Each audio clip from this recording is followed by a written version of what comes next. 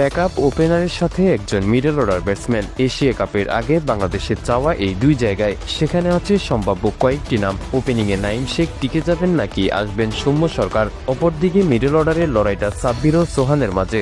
শেষ পর্যন্ত এদের মাঝে কেউ কি থাকবেন এশিয়া কাপে নাকি থাকবেন অন্য কেউ, তা নিয়ে থাকছে আজকের প্রতিবেদনে।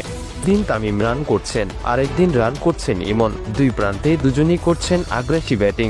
ধারাবাহিকভাবে প্রায় প্রতিটি ইনিংসে টোন সেট করে দিচ্ছেন এই দুজন টি-20 ক্রিকেটার। ওপেনিংয়ে তাই স্বপ্নের সময় পার করছে বাংলাদেশ, কিন্তু সেখানেও স্পষ্ট সন্তুষ্ট হওয়ার সুযোগ নেই বাংলাদেশ দলের। কেননা ওপেনিংয়ে এই দুজন পারফর্মার থাকলেও তাদের বিকল্প হিসেবে কেউ নেই। সবশেষ কয়েক ম্যাচে সুযোগ পেয়েও কাজে লাগাতে পারেননি নাঈম শেখ। এশিয়া কাপের মঞ্চে এই জায়গা নিয়ে সন্দিহান তাই বাংলাদেশ দল।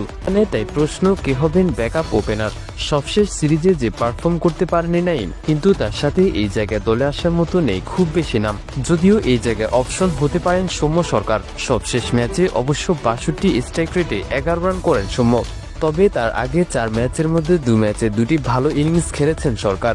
ব্যাট হাতে উঁচু স্ট্রাইক রেটে সুযোগ পেয়েও ধারাবাহিক না হলেও মাঝে মাঝে কার্যকর হতে পারেন সৌম্য। তবে সৌম্যের এশিয়া কাপের টিকিট পাওয়ার সম্ভাবনা বেশি।